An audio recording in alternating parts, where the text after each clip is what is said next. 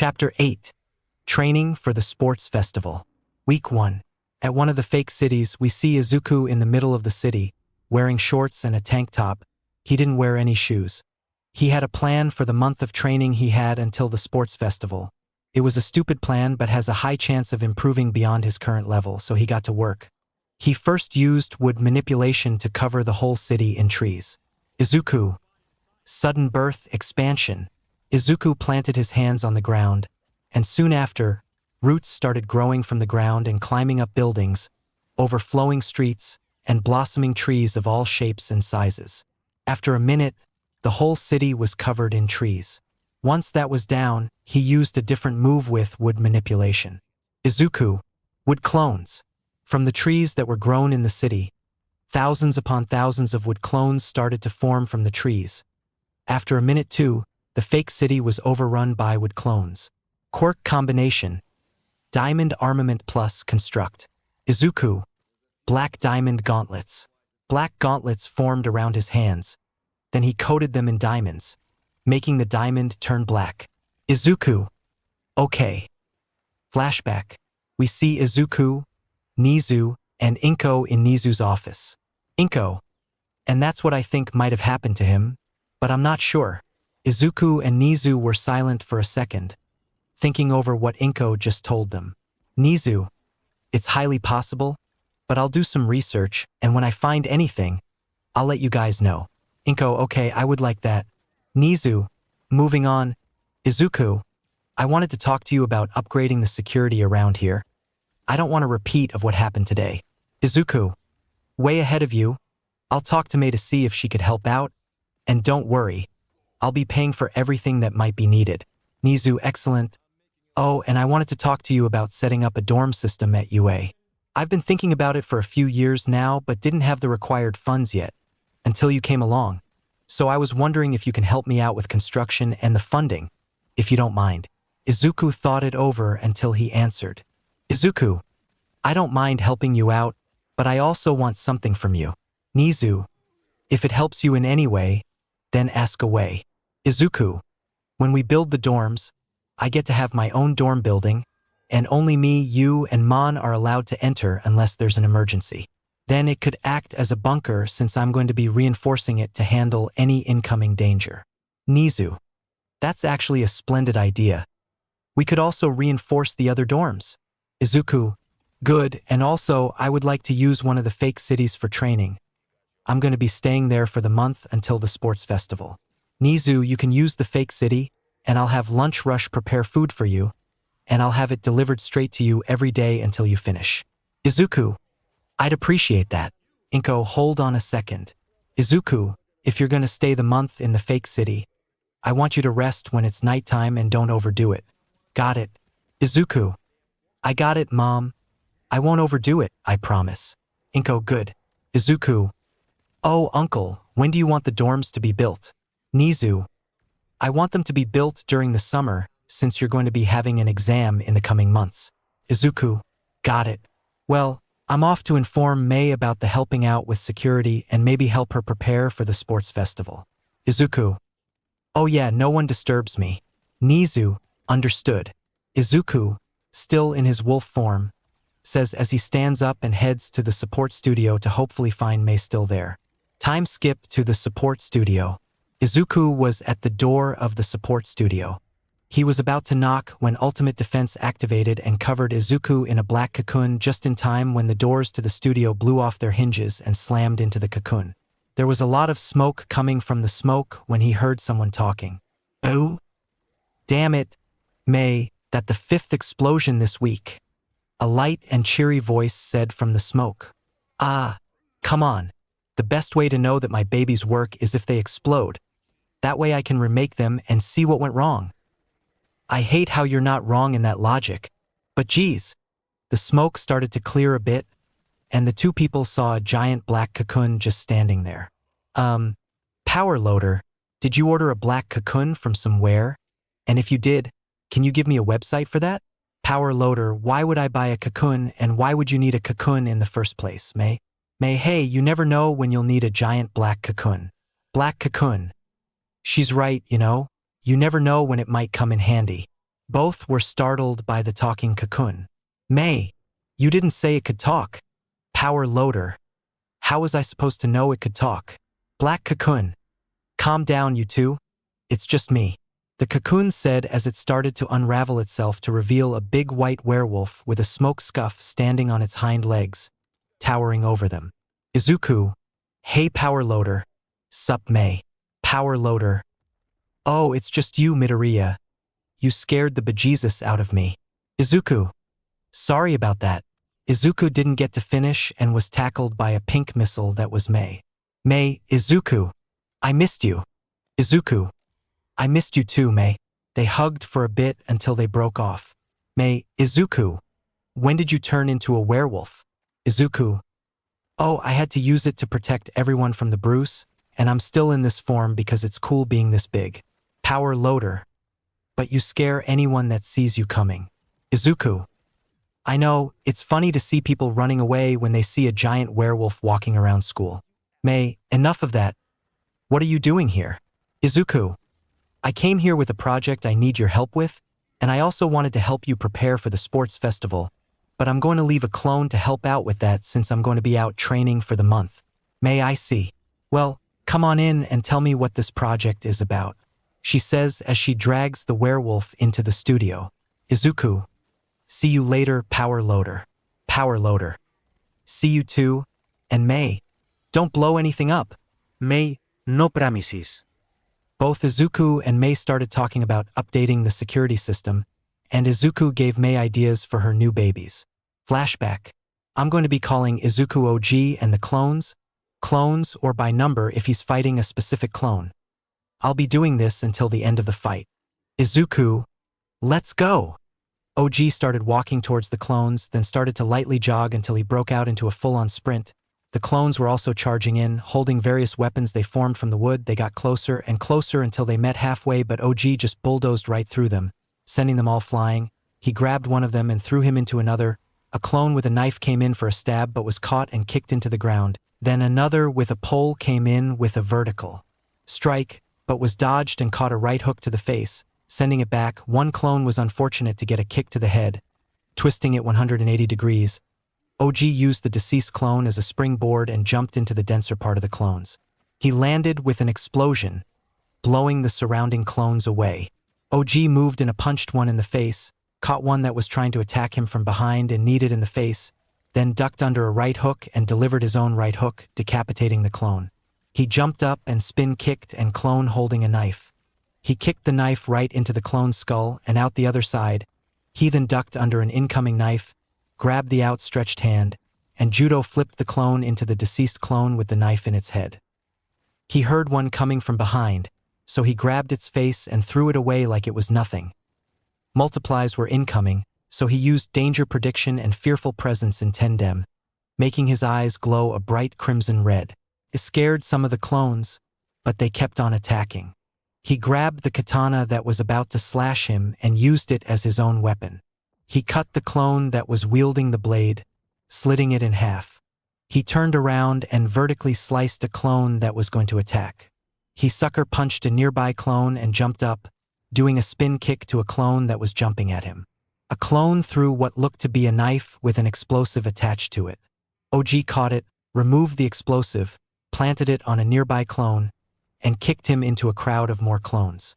The clone desperately tried to remove the explosive, but it was too late. It exploded, ending a bunch of clones. OG jumped at the clone who threw the explosive and slit its throat, turned around and kicked a clone's head off and launched it into the sky. The explosion made a smoke cloud that covered OG and a swarm of clones. Within the smoke, OG caught a punch that was aimed at him. He broke the clone's arm and threw the clone at another clone that was going to attack. OG felt the ground shake and jumped just in time to see a pair of hands trying to grab him, so while in midair, clones came from both sides, but OG did a split kick and kicked the clones in the face, breaking their necks at the same time. As he went down, he made a knife with matter creation and stabbed the clone that was in the ground in the head. He then jumped into the air and made a tungsten pole and started mowing down clones left and right. Some clones threw projectiles, but OG blocked them with his pole and smacked heads, caving them in. When he landed, the ground broke, sending more clones away. He jumped again into a crowd of clones, hitting them with the pole with extreme force, breaking limbs, severing heads, and impaling them like there was no tomorrow. He spun the pole around and threw a handful of clones in the air. One clone tried to sneak attack 𝓎𝓐𝓡, but he looked at him with glowing crimson eyes, making the clone stop dead in its tracks. This gave 𝓎𝓐𝓡 the ability to grab the weapon it was holding and slash the clone in half. 𝓎𝓐𝓡 caught a knife that was aimed at his head and sent it to a clone that was holding a katana. He then grabbed a clone by the neck and started squeezing. The clone struggled under the hold of 𝓎𝓐𝓡, but he was then hit by a gust of wind, sending him far, far away into a building, making it collapse. The clones thought they had a moment to catch their breath, but the rubble started moving, and out came 𝓎𝓐𝓡 with his shirt ripped off, showing his muscled body but also severe scarring. His body was littered in scars. 𝓎𝓐𝓡 stood tall and dusted himself off, looking bored. The clones took a great insult for him, not showing any reaction, but quickly got scared from what 𝓎𝓡 was about to go next. 𝓎𝓡 puffed up his cheeks and 𝓎𝓐𝓡, majestic destroyer flames. 𝓎𝓡 used fire manipulation to shoot out a sea of flames. They made their way to the wood clones, melting streets and buildings because of the intense heat. Thinking fast, the clones used water manipulation and shot a torrent of water. Clones? Great flood. The flood made its way to the sea of flames. They collided, making a giant cloud, blocking everyone's vision, but some clones started hearing rumbling coming from the air. They looked up and saw 𝓎𝓐𝓡 coming at them with a shower of giant fireballs. They struck, exploding everyone and everything, sending debris everywhere, shaking the ground. The shaking could be felt everywhere at UA and the city nearby. People were really concerned now, and some news crews made their way to UA to know what the fuck was going on. Meanwhile, 𝓎𝓐𝓡 was slicing and dicing clowns left and right. Limbs went flying, heads were spinning, kneecaps were removed, but his rampage was interrupted by a earth wall. 𝓎𝓐𝓡 tried to retrieve his weapon but was stopped again by an earth wall, so he jumped up just in time for an earth hand about to crush him. Once out of there, 𝓎𝓡 thought he was safe but looked up to see clones that formed a massive ball of condensed air, aimed right at him. 𝓎𝓡 tried to avoid it but was pushed directly in the path of the airball, and the clones shouted out. Clones? Massive gale. The gale hit its mark, exploding with great force, pushing or destroying the clones that were in the splash zone, creating a dust cloud, but from the dust cloud came out 𝓎𝓡. He used ultimate intangibility at the last second and phased through the attack. 𝓎𝓡 went up in a puff of smoke and out came out perfected dire wolf form. With his white fur and smoke scuff, 𝓎𝓡 used construct to form 4 giant arms from his back, holding katanas made out of construct coated in diamond. He also made tungsten katanas with matter creation and coated them with diamond. Quirk combination. Perfected dire wolf plus construct plus matter creation plus diamond armament. 𝓎𝓐𝓡, 𝓎𝓐𝓡. 𝓎𝓐𝓡 started swinging his blades. The giant blades tore through the clones and cut buildings in half, racking everything in its path. The smaller katanas sent out air slices that cut through the clones. Some clones tried to fight back with water and air manipulation but were blocked by ultimate defense. Currently, 𝓎𝓡 is doing defense and offense in perfect sync, attacking and defending at the same time. 𝓎𝓡 was having the time of his life. 𝓎𝓡 raised all the blades in the air and brought down the blades with extreme severity, cutting everything in its path, clones, buildings, everything. But a tree trunk grabbed 𝓎𝓡's arm and threw him up in the air. Then he was punched away by a giant earth hand. 𝓎𝓡 landed with little effort and transformed back to human form, but he had to look up to see a clone holding a disc of extremely fast air spinning at insane speeds. The clone threw the disc and shouted, "Clone, 𝓎𝓐𝓡." The disc flew to 𝓎𝓡 at blinding speeds, but 𝓎𝓡 simply put up his hand and used spatial manipulation to stop the disc, right in its path. He then used 𝓎𝓐𝓡, singularity inducement. Singularity inducement crushed the disc by manipulating the surrounding space, making it explode with a loud boom, blowing everything surrounding it except 𝓎𝓡. 𝓎𝓐𝓡, pathetic, you call this power? I'll show you real power, 𝓎𝓡 said as he jumped to the highest skyscraper. Once there at the top, he raised both hands to the sky and used spatial manipulation, making his hands glow a soft blue. 𝓎𝓐𝓡, do not misunderstand. This is not the power of your creation. He then brought them down with great force. Meanwhile, outside of UA, there are news reporters and journalists waiting for Principal 𝓎𝓐𝓡 to address what is going on their campus. Everyone around Japan is watching, and some other countries like America are also watching. 𝓎𝓐𝓡, good evening, everyone. I'm pretty sure that you're all wondering what is happening on campus, but I can assure you, there's nothing that can endanger any of you. One of the journalists asked. Journalist number 1. But Principal, what is causing all these earthquakes? 𝓎𝓐𝓡, oh, that's just one of my students training for the sports festival. Another journalist. Journalist number 2. Then who is this student that's training? 𝓎𝓐𝓡, I really can't say. You just have to figure that out yourselves when the sports festival happens. Another journalist again. Journalist number 3. Sir, could you say that? News reporter. Hey, what's that over there? The journalist was interrupted by a news reporter pointing in the direction of where the fake city Izuku is currently training at. The cameras turned to that, but what everyone saw will be burned into their memories. What everyone is seeing now is a meteor falling from the sky heading straight for the fake city. Someone that perched on a skyscraper, looking most of UA, saw the meteorite. She was holding a video recorder. Madam, are you seeing this? Somewhere in the center of Tokyo. Ew, I sure am. Is it possible for you to get a closer look? I'm not sure, but I'll try. The mysterious person moved in as close as possible and zoomed in the video recorder to the max. Is that any better? Yes, but can you move the camera a bit to your right? The camera shifted slightly to show a blurred image of a white boy standing on top of the skyscraper. Madam, he's responsible for that meteorite. Incredible, Agent, I want you to keep an eye on this boy, and when the sports festival arrives, I want you to scout him out and judge if he's suitable. Understand? The agent grated their teeth but managed to give out a strained answer. Understood. I aren't letting this bitch get her hands on you. Cut to the crowd outside of UA. Journalist number 4. What in God's name is going on? 𝓎𝓐𝓡, that would be my students. It seems like he's finishing now. 𝓎𝓐𝓡 said with a smile, while the news crew was broadcasting what was happening to anyone that was watching. Somewhere in America. Sir, what do we do about this? We find out who this is and keep an eye on them. We might be able to recruit them into the World Heroes Association when the time comes, but for now, we keep watching them grow. Understood, sir. How far will you grow, kid? Somewhere in an abandoned factory. A very large man in a suit and medical equipment was smiling watching the news. Son, you are growing quite strong. Cut back to Izuku. The meteorite was getting closer and closer. OG was just watching it come down with his arms crossed. The clones had made up a plan and used wood manipulation and earth manipulation. Clones? Massive earth tree. The ground started to rumble, then bursts with roots upon roots, shooting up in the air, coiling with each other, while growing and growing until they towered every building there was. The roots formed a massive tree, its branches spreading out at fast speeds until they grew to the size of the whole fake city. The meteorite collided with the tree. The tree was straining from the weight but held up, stopping the meteorite.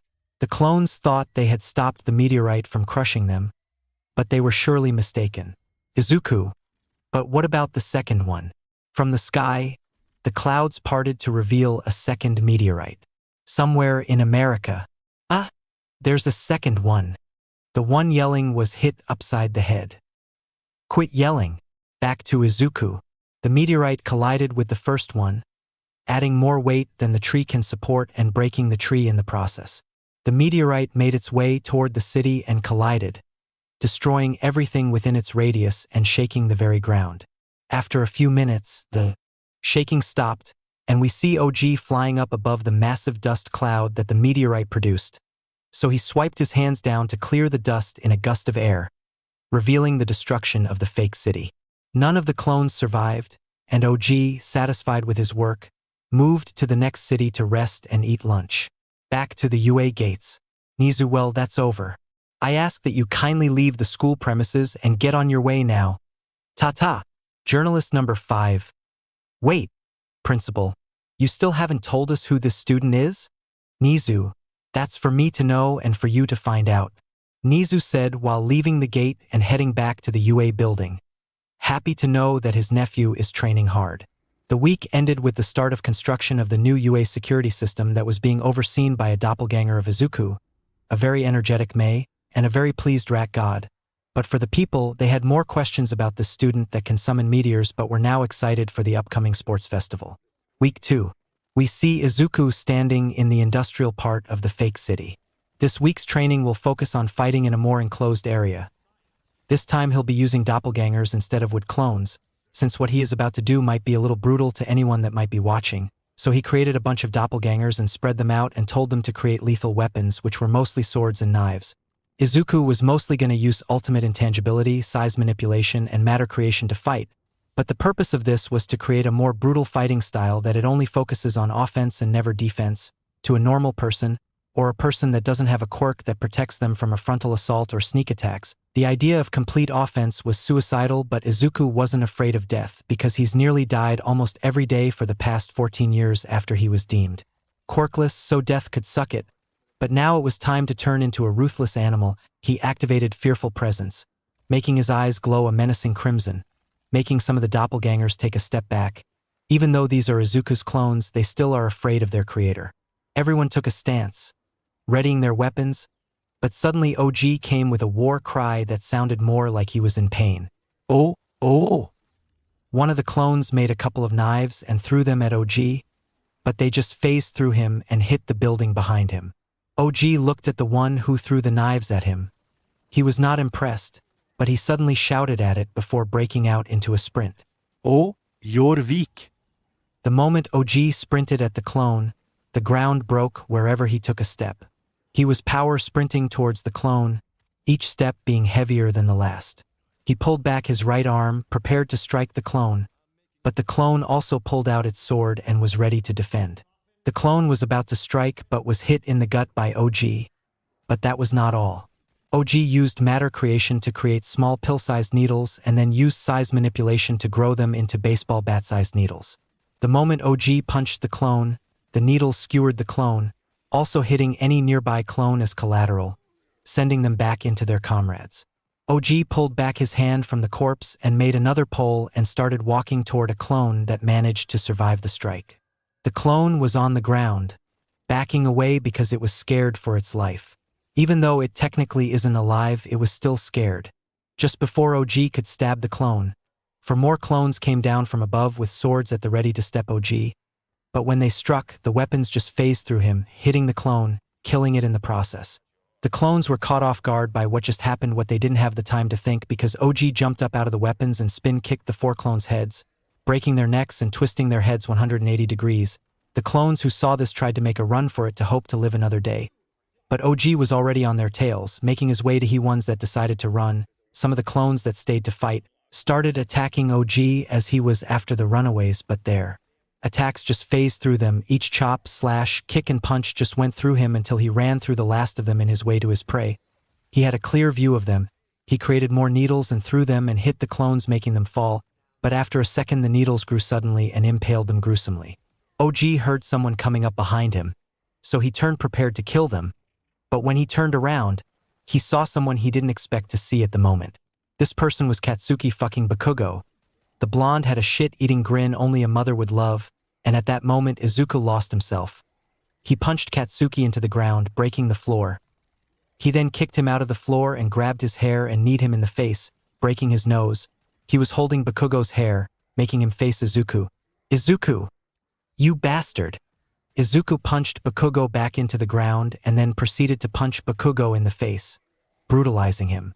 Each punch sank his head into the ground, and with each punch, Izuku started to voice out his rage. Izuku, every single day. Punch. Izuku, I had Tio live my life. Punch. Izuku, AS your fucking punching bag. Punch. Izuku, AS your personal stress reliever. Punch. Izuku, you used me. Punch. Izuku, so you can feel better about yourself. Punch. Izuku, just because. Punch. Izuku, you're weak. Punch hard. That last punch completely caved in Bakugo's head. There was nothing that could identify him. Izuku was standing up from the corpse and turned around but was met with more Bakugos, standing around him with those disgusting grins that used to give him nightmares. Izuku looked at each of them when something just snapped. The last thing Izuku could remember were screams of pain and fear from the Bakugos. When he came to, he was met with a sight to be seen. The whole area Izuku was training at was destroyed. There was fire everywhere. Claw marks, wood, water. Anything you could think of was used to destroy this place. Izuku was kind of impressed by this destruction and wished he could remember how he did this, but that was a thought for later. Now he needs to eat and rest, but he noticed that his hair started to grow long. Currently it was shoulder length. Izuku might as well just grow it out a bit. That was his last thought as he left for his next city to rest. The week ended with the UA security construction in the middle stages of construction and is projected to be finished by the time of the sports festival thanks to Izuku, using a construction company he invested money into, making his the main shareholding in the business. He was planning to do it anyway. Week 3. This was going to be the most difficult of his training this week. This time, he was going to be fighting a doppelganger of his perfected dire wolf form. Izuku was only going to use advanced OFA at 10%, kinetic stockpile, fly, explosion, fire, and earth manipulation to fight. So Izuku used doppelganger and made a clone. The clone backed away a good distance and started to transform. Izuku found out that whenever a doppelganger uses perfected dire wolf form, the smoke scuff is black instead of white, so when the clone started to transform, it was covered in black smoke until out came the werewolf. Izuku got into a fighting stance and activated advanced OFA. Black lighting started to arch around him, and it seems like the clone had the same idea. It also used the quirk, and they were both staring each other down until they jumped. From an outside view, you could see a black light being chased by a white light. These lights were Izuku and the clone fighting it out. The clone started shooting a cluster of fire-fueled explosions that exploded on impact, but Izuku was too fast and was dodging them easily. It looked like he was going in slow motion. He headed back into the city to use his cover, and the clone was hot on his trail, shooting explosions that started destroying buildings. Izuku went through alleyways, passageways, and through buildings trying to slow the clone down, but was proving to be difficult, so he started fly up a skyscraper which was being destroyed by the clones as it was following, leaving a trail of explosions. At some point, Izuku started getting bored dodging all the time, so he started batting away the explosion and redirecting them back at the clone, which had to stop and protect itself, giving Izuku time to prepare to attack. Izuku started powering advanced OFA to 15%, the lighting becoming more erratic. He then prepared to face the rapidly approaching clone that had its arm cocked back and ready to launch a fist at him. When the fist was sent loose, Izuku blocked it by crossing his arms in an X, sending Fly back a bit, but he quickly recovered and launched himself back at the clone, delivering a kick to its chin, knocking it high in the hair, but the clones recovered and launched itself back at Izuku, and they started trading blows. Each time their fists clashed, they got sent back with a shockwave that can be heard throughout the city. They went in again and again, until they started doing hand-to-hand combat while still in the air, each punch being either blocked or dodged. The clone got a clean hit on Izuku's face, but Izuku came back with his own on the chin, which enraged the clone that threw a right hook at Izuku, but he skillfully diverted the punch to the left and came on with an elbow to the stomach of the clone, taking the breath out of it, then quickly followed up with a spin kick to the head, sending it down to the ground. Izuku prepared an attack by bringing his hands to the sky, where a small red ball formed. Quirk combination. Advanced OFA 5% plus explosion plus fire manipulation. Izuku then pointed the ball of energy down at the clone. Izuku. Meteor shower. From the ball of energy came a shower of condensed fire-fueled explosions that rained down on the clone. The clone couldn't even stand up because of the constant barrage. The clone went angry and shouted high into the heavens using a quirk combination. Air manipulation plus sound manipulation. Clone. Mighty howl. The howl sent a shockwave of condensed air that was amplified by sound to create a wall of air that tanked all the explosions and was slowly pushing them back. Izuku, seeing this, stopped and dodged the incoming shockwave, but was distracted and got hit from behind by the clone. So they both started fighting again, going at incredible speeds, looking like they were teleporting around. This went on for a while until they met in the middle again and started fighting hand-to-hand. Izuku was winning because he was smaller and a lot quicker than the transformed clone. He landed a strike to the face, which the clone tried to block, but was caught a punch to the chin, sending him back. He tried to punch back, but he kept on missing, until he was sent back to the ground again.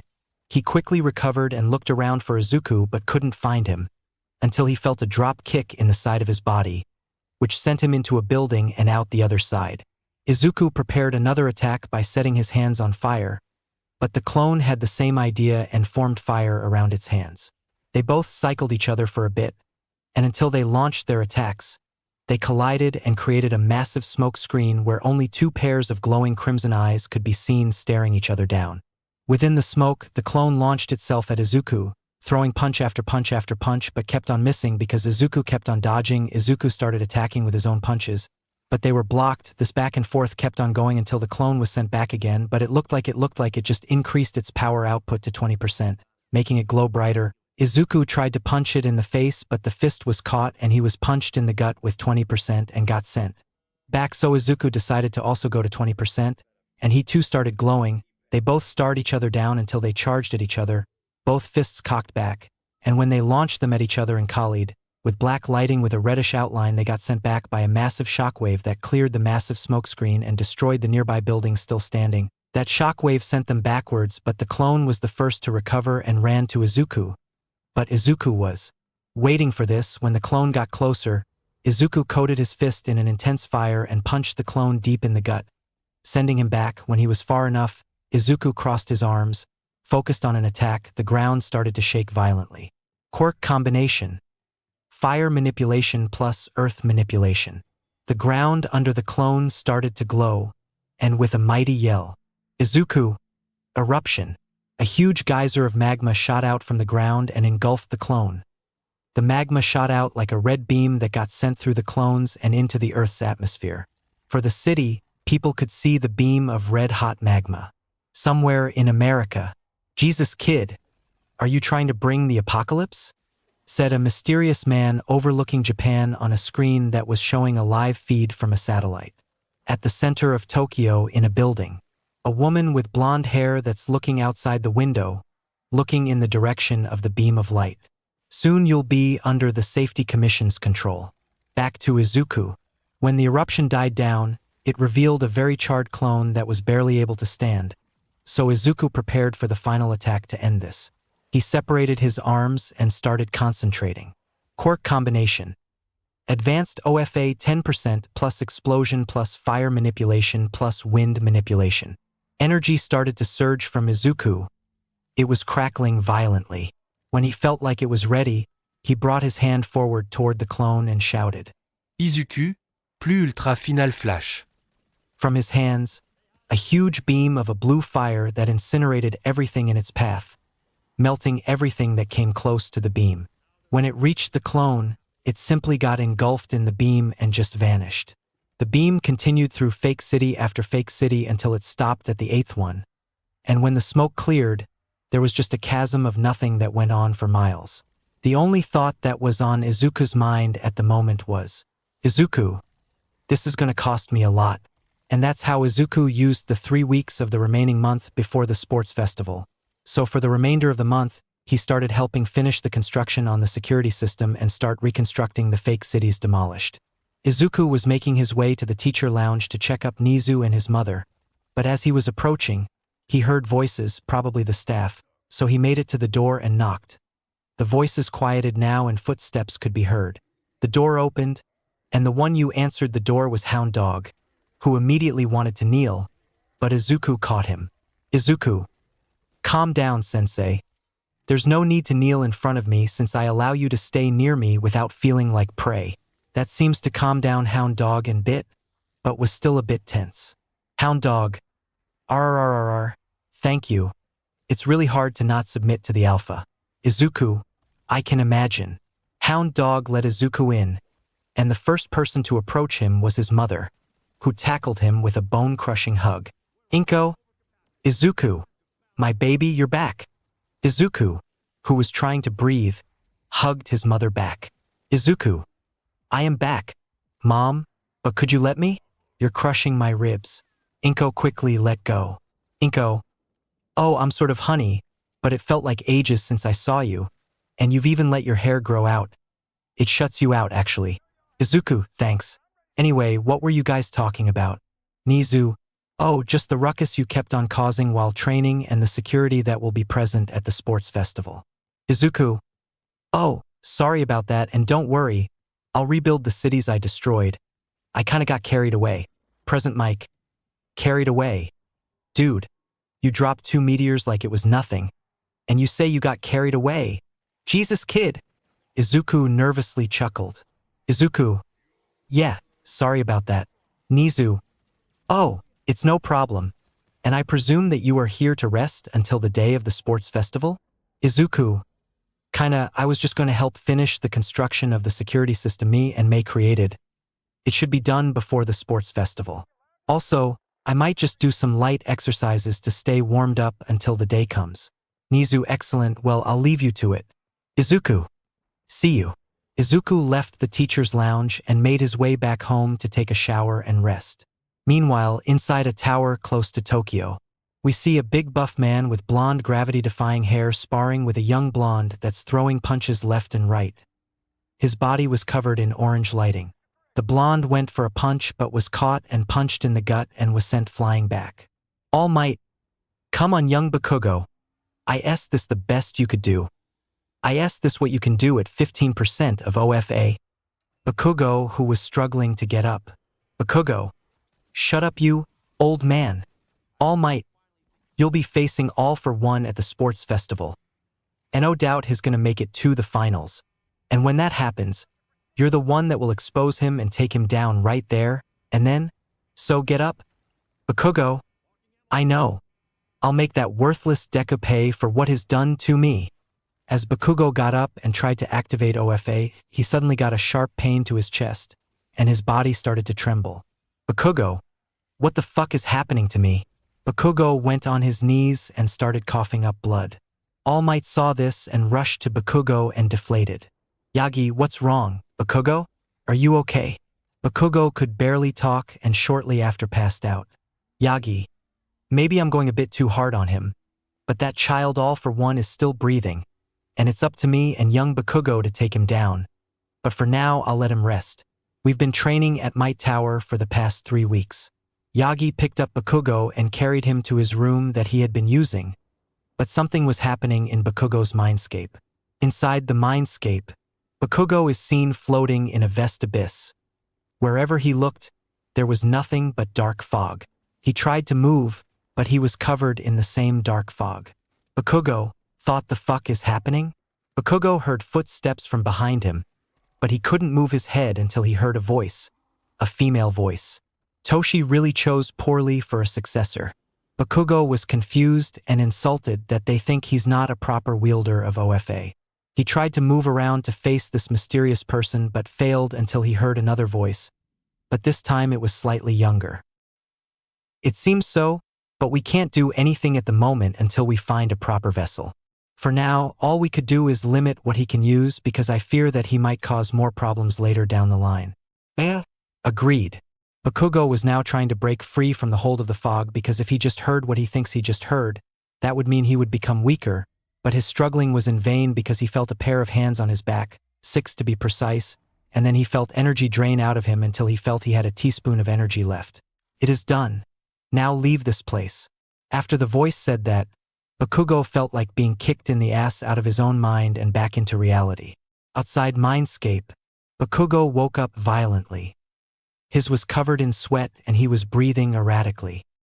He sat up from his bed and went to the bathroom to splash some water on his face, but when he looked at the mirror hanging from the sink, he saw 7 ghostly figures that were covered in mist, but 6 of the 7 ghosts did not look happy to see him. When Bakugo blinked, they were gone, leaving him alone in the bathroom. Bakugo, fucking bastards. After that event, the days of the sports festival grew near, and everything was prepared and the security system was up and running. Now it was just a day before everything starts, in a tower at the center of Tokyo.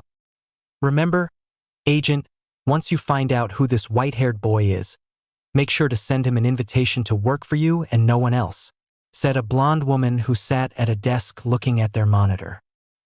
Yes, Madam President. A woman with purple hair with pink strips. Somewhere at a bar. Sensei. Now remember, Tamura, observation is key to learning your opponent's weakness. That way, you know how to take them down as fast and effectively as possible, said the voice of a man from a TV in the corner of the room. Shigaraki. I understand, master. A blue-haired man with a hand on his face. Somewhere at an old abandoned factory.